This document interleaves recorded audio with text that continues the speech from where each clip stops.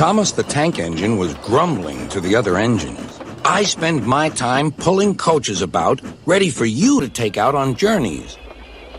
The other engines laughed. Why can't I pull passenger trains too? You're too impatient, they said. You'd be sure to leave something behind. Rubbish, said Thomas. I'll show you.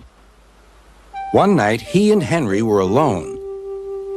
Henry was ill. The men worked hard, but he didn't get better.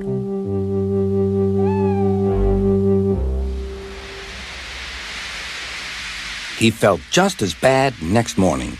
Henry usually pulled the first train, and Thomas had to get his coaches ready. If Henry is ill, he thought, perhaps I shall pull his train. Thomas ran to find the coaches. Come along, he fussed. There's plenty of time, they grumbled. Thomas took them to the platform and wanted to run round in front at once. But his driver wouldn't let him. Don't be impatient, Thomas. Thomas waited and waited. The people got in. The conductor and station master walked up and down. The porter banged the doors, and still Henry didn't come. Thomas got more and more excited. Sir Topham Hatt came to see what was the matter, and the conductor and station master told him about Henry.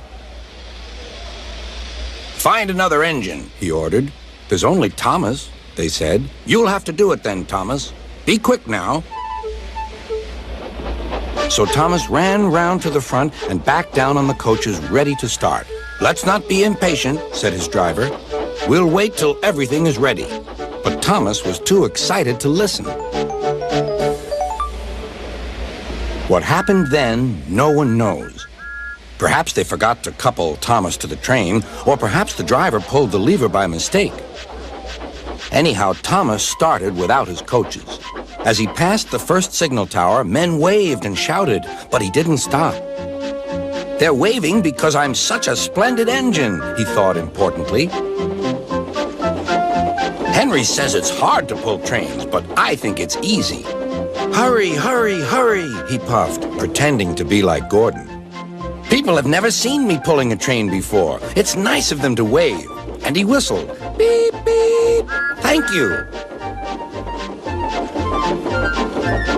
Then he came to a signal at danger. Bother, he thought. I must stop. And I was going so nicely, too. What a nuisance signals are. He blew an angry beep, beep on his whistle. The signalman ran up. Hello, Thomas, he said. What are you doing here? I'm pulling a train, said Thomas. Can't you see? Where are your coaches, then? Thomas looked back. Why, bless me, he said, if we haven't left them behind. Yes, said the signalman. You'd better go back quickly and fetch them. Poor Thomas was so sad he nearly cried. Cheer up, said his driver. Let's go back quickly and try again.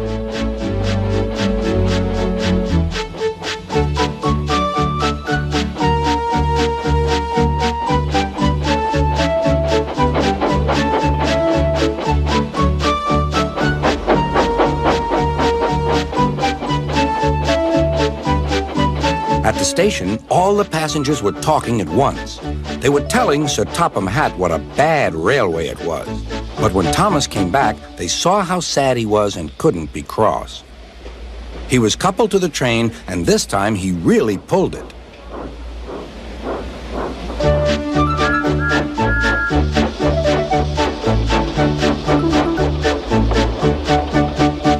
Afterwards, the other engines laughed at Thomas and said, Look, there's Thomas who wanted to pull a train, but forgot about the coaches. But Thomas had already learned not to make the same mistake again.